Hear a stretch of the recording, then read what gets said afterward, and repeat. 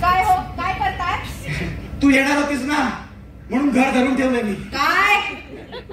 या या या राणी सरकार या, आम्ही आपलीच प्रतीक्षा करत होतो.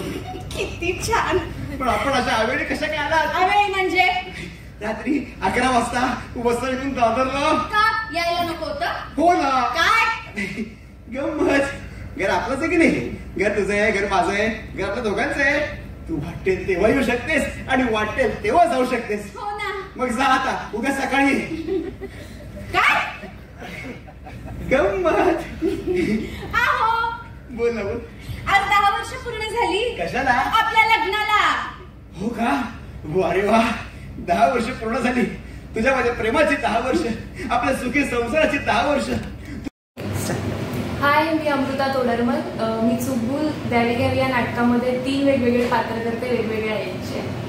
नमस्कार, मी अक्षय अरविंद नाईक. चूकभूल द्यावी घ्यावी या नाटकामध्ये मी उषाक्का चा कॅरेक्टर करते. नेमकं काय नाटक आहे त्याविषयी थोडंसं जाणून घ्यायचंय. थोडं एक सगळं रिव्हील नका करू, पण थोडंसं. नवरा बायकोच्या संसाराचं एक काय म्हणतो, एक खटाळ गोष्ट आहे ती. आमची जी टॅगलाईनच आहे, गोड त्यांची मिश्किल गोष्ट. तुम्हाला प्रत्येक घरात आपल्याला बघता येईल अशी एक गोष्ट आहे ती. त्यामुळे घरात घडणाऱ्या गोष्टी आहेत, छोट्या छोट्या गोष्टी आहेत आणि मजेशीर. म्हणजे मी इतकंच तुम्हाला सांगेन की तुम्ही नाटक बघायला आलात की घरी जाताना चेहऱ्यावर एक स्माईल घेऊन जाल आणि तुमच्या पार्टनरला नक्की विचाराल की बाबा आपण खरोखरच सुखी आहोत ना, किंवा मी कुठे कमी तर पडत नाहीये ना. आणि विशेष म्हणजे हे नाटक घरातला प्रत्येक व्यक्ती बघू शकतो. म्हणजे आजी आजोबा असतील, तुम्ही त्या एजचे असाल किंवा लहान मुलं, इव्हन लहान मुलं सुद्धा हे नाटक एकत्र, पूर्ण कुटुंब एकत्र येऊन हे नाटक बघू शकते आणि मजा घेऊ शकते. आणि हे नाटक 25 वर्षांपूर्वी दिलीप प्रभावळकर सर, सुहास जोशी मॅम, निर्मितीताई यांनी हे सादर केलं होतं आणि आता परत अनेक वर्षांनी, 25 वर्षांनंतर आम्हाला तेच नाटक करण्याची संधी मिळाली आहे. त्यामुळे तो एक आनंद वेगळाच आहे. हो, आणि सरांबरोबर काम करतानाचा अनुभव म्हणजे तुमचा जास्ती आहे. अक्षय सरांबरोबर ऑफकोर्स एकतर ही अख्खी जी आमची टीम आहे ती आम्ही पहिल्यांदा सगळे एकत्र मिळून पहिल्यांदाच काम करतोय. त्यामुळे ह्याच्या आधी, नाटक करण्याच्या आधी अक्षयची आणि माझी एकाच चॅनलवर आम्ही मालिका करत होतो. त्यामुळे तशी ओळख असायची. वर्षातून एकदा दोनदा काही इव्हेंट असेल की भेटायचो.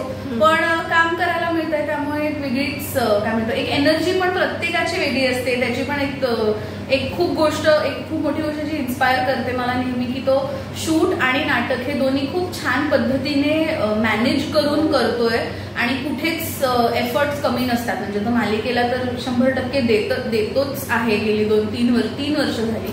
पण नाटकाच्या आपण म्हणजे अगदी तालमीपासून ते आज सुद्धा, आज प्रयोग होता तरी तो सकाळी शूट करून मग आलाय आणि एनर्जी एकदम हाय असते. त्यामुळे ते शिकण्यासारखं आहे ते. हो, आणि सुंदरा मनामध्ये भरली मध्ये तुम्हाला पाहिले, सगळ्या घराघरामध्ये तुम्ही पोचलेला आहात आणि त्या सिरियलमध्ये, त्या मालिकेमध्ये जसं तुम्ही सगळ्यांना आपलंसं करून घेतलं तसं या नाटकामध्येही तुम्ही आपलंसं करून घेताय. आपल्यापेक्षा खूप जास्ती वयाच्या एक कॅरेक्टर आहे ते तुम्ही प्ले करताय. तर फार म्हणजे तुमचे केमिस्ट्री म्हणा दोघांची, आणि दगदग आणि जी धावपळ आहे ती फार छान, लगबग जी आहे ती फार छान सुरेख दाखवली आहे. तर भूमिका करताना म्हणजे काय, कसा अभ्यास केला? अभ्यास सांगायचं झालं तर मी मोठी होताना ना, माझ्या घरात खूप आज्या आहेत. म्हणजे मी राहते माझ्या नानी बरोबर, किंवा मी माझ्या आईच्या ज्या काकू आहेत, आजोबा आहेत, मी मोठी झाली आहे त्या जनरेशन बरोबर. त्यामुळे त्यांच्यातल्या खूप छोट्या छोट्या अशा गोष्टी, जेव्हा इव्हन मी स्क्रिप्ट वाचायचे तेव्हा मला कधीतरी माझी आई दिसायची उषाक्कामध्ये, तर कधीतरी मला माझी आजी दिसायची. त्यामुळे खूप घरचं असं ते कॅरेक्टर आहे.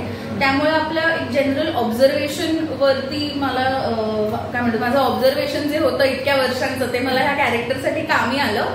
आणि दुसरी गोष्ट, जसं जनरली म्हणतात की director is the captain of the ship, त्यामुळे ते जे सांगायचे त्या हिशोबाने करत गेले. कारण डेफिनेटली मुळात खूप वर्षांनंतर थिएटर करत होते किंवा हे वय खूपच वेगळं आहे. माझ्या वयापेक्षा दुप्पटीचं हे कॅरेक्टर आहे, त्यामुळे वेगळं काहीतरी करताना मजा येत होती. हो, तुझे चॅलेंजेस वेगळे होते कारण 3 कॅरेक्टर्स वेगवेगळे प्ले करायचे आणि ते लागोपाठ करायचे, तर तो एक बर्डन होतं, थोडंसं टेन्शन होतं. तर तो तुझ्या म्हणजे 3 भूमिकांचा अभ्यास कसा काय केलास? खरं तर स्क्रिप्ट वाचताना मला स्क्रिप्टच यासाठी आवडली होती की हे माझ्यासाठी खूप चॅलेंजिंग होतं की एका स्क्रिप्टमध्ये आणि एका म्हणजे 2-2.5 तासामध्ये मला 3 पात्र करायची होती आणि 3ही पात्र वेगवेगळ्या प्रकारांची होती, वेगळं वय होतं, वेगळ्या धारणीचे होते. तर त्यामुळे मी म्हणूनच हे नाटक करायला घेतलं आणि अर्थातच डिरेक्टर जे आहेत त्यांनी मला यामध्ये खूप मदत केली की मग कसं होऊ शकतं, काय होऊ शकतं, आणि त्यामुळे मला जास्त मजा येते उलट ते 3 वेगळे पात्र असल्यामुळे. मला अमृताबद्दल एक गोष्ट सांगायची.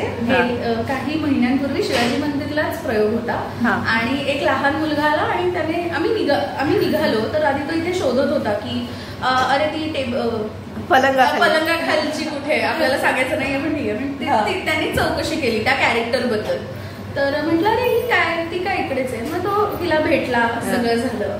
मग थोड्या वेळानंतर खाली गेल्यावरती त्याने तिचे 3 करते तर त्याच्या दुसऱ्या पात्राबद्दल त्याने विचारलं. तर त्याला सांगितलं अरे हीच, पण हिला तर मी वर भेटलो नाही. म्हटलं हो पण ही तीच आहे. परत थोड्या वेळानंतर ही गेली आणि मग तो त्याच्या आईला विचारत होता, त्या 2 तर झाल्या, ह्या ताईला ओळखलं, मग अजून एक ताई होती ती. म्हटलं अरे ही तीच होती. आणि अगदी 10-11 वर्षाचा तो मुलगा ना, त्याला बिलीवच होईना की 3 वेगवेगळी पात्र अमृताने केली. तेवढ्यात नशिबाने अमृता तिथेच होती. म्हटलं बाई ये त्याला, आणि त्या लहान मुलाचा वाढदिवस होता त्या दिवशी. तर माझ्यासाठी खूप मोठी कॉम्प्लिमेंट आहे की म्हणजे नाही ओळखत. इनफॅक्ट ती इव्हन मेकअप रूम मधून बाहेर गेल्यावर सुद्धा लोक विचारतात की कुठे आहे, कारण ती टोटली वेगळा गेटअप असतो इन जनरल. आणि खरंच खूप मला सुद्धा खूप शिकण्यासारखं असतं ते बघतानाच तिला. दोघींचेही अभिनंदन आणि खूप खूप शुभेच्छा. Thank you so much. कॉलेजला असताना केवढ्या मोठ्या मोठ्या गर्जना करायच्या. कसल्या गर्जना? भ्रष्टाचार बंद करण्यासाठी उपोषण करणार होतास, भ्रष्टाचारी पुढाऱ्यांची गाढवावरून धिंड काढणार होतास, पाकिस्तानात जाऊन अतिरेकी प्रशिक्षण केंद्रावर बॉम्ब टाकणार होतास. आई नको म्हणाली.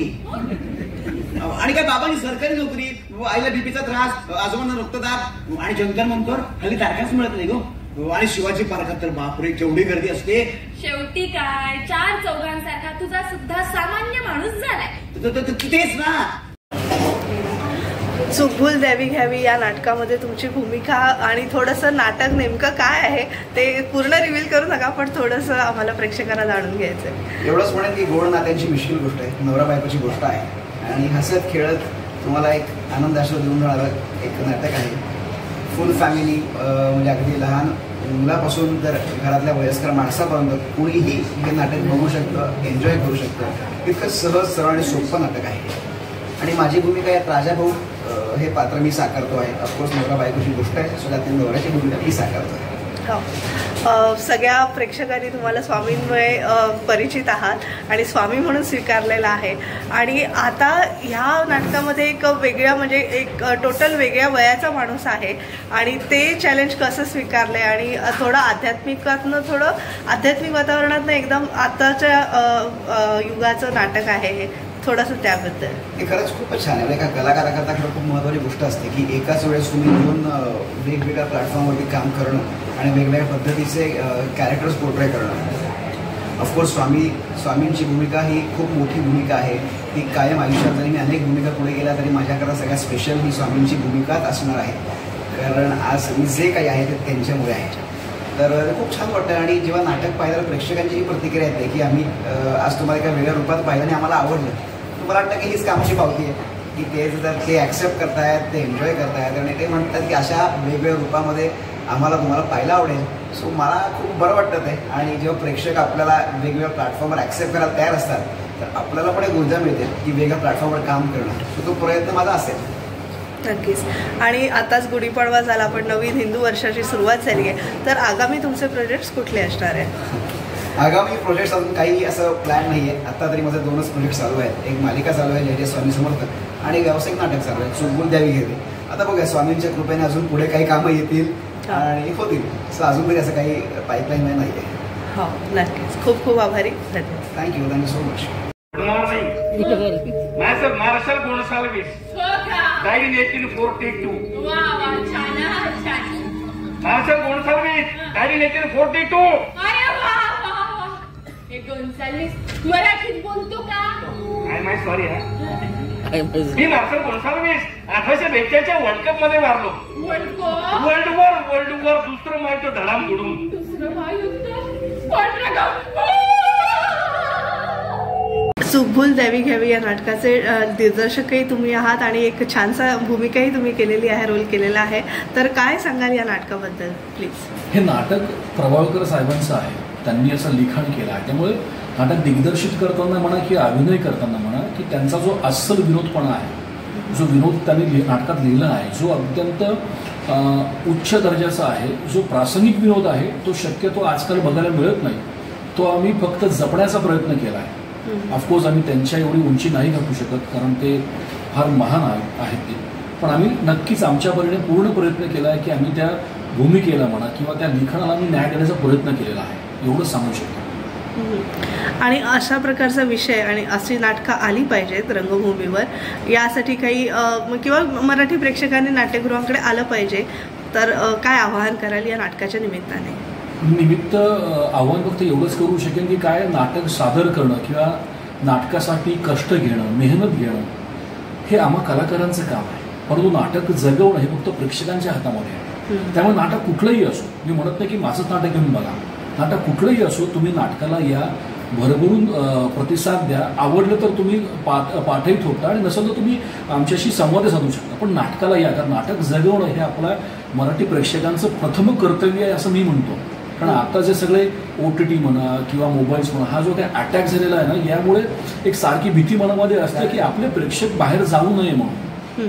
पण अस्सल अभिनय म्हणा किंवा अस्सल कस जो असतो अभिनयाचा, तो तुम्हाला नाटकातच बघायला मिळणार आहे. आणि हे तुम्हीच ते नाटकाचं आयुष्य वाढवू शकतात हे तुम्हाला मी सांगतो. आणि अक्षय आणि अक्षयाबरोबर दोन्ही सगळ्या कॅरेक्टर्स म्हणजे सगळ्याच टीम बरोबर काम करतानाचा अनुभव कसा होता आणि दिग्दर्शनाचा अनुभव कसा होता? कसं की आता अक्षय आणि मी आम्ही जवळजवळ 10-12 वर्षापासून चांगले मित्र आहोत. प्रायोगिक लेवलला आम्ही अनेक नाटकं केली आहेत. म्हणजे मी तर असं म्हणेन की आत्तापर्यंत अक्षयने जेवढी काही कामं केली सगळी माझ्याच नाटकात केलेली आहे. त्याचं लिखाण दिग्दर्शन मीच केलं आहे आत्तापर्यंत सगळ्या नाटकाचं. त्याला माझ्या एका राज्यनाट्याच्या नाटकामध्ये द लास्ट व्हॉइसमध्ये त्याला मेडल पण मिळालं होतं. आम्ही अगदी जुने मित्र आहोत. त्यामुळे त्याचे प्लस पॉईंट मायनस पॉईंट हे मला माहिती आहे. एक दिग्दर्शक म्हणून म्हणा किंवा एक लेखक म्हणून म्हणा की त्याला मला कुठे प्रेझेंट करायचं हे मला आधीपासून क्लिअर असतं.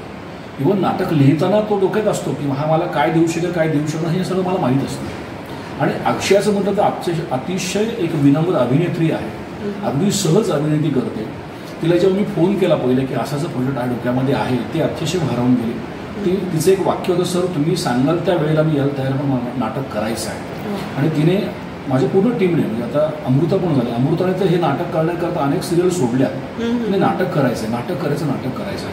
आम्ही माझा प्लस पॉईंट सांगतो टीमचा की आम्ही आत्तापर्यंत जी काही वेळ कुठे दिली असेल प्रॅक्टिसची, आत्तापर्यंत कोणीही 1 सेकंद सुद्धा प्रॅक्टिसला उशीर केलेला नाही.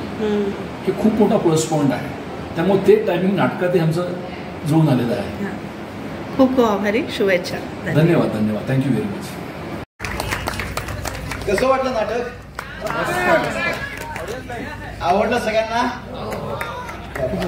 इतरांना सांगणार? वा, थँक्यू सो मच. थँक्यू. आणि खरंच म्हणजे ह्या ठिकाणी पुढे कायमच मजा आहे. आमच्या आपल्या ह्या नाटकाचा शुभारंभाचा पुढे पण ह्याच ठिकाणी झाला होता. आणि तेव्हा सुद्धा म्हणजे अतिशय म्हणजे खूप उत्तम तुम्ही प्रतिसाद दिला होता. आणि आज सुद्धा तुम्ही ज्या प्रकारे आम्हाला रिप्लाय दिले, रिव्हर्ट केलंय, खूप मजा आली. थँक्यू.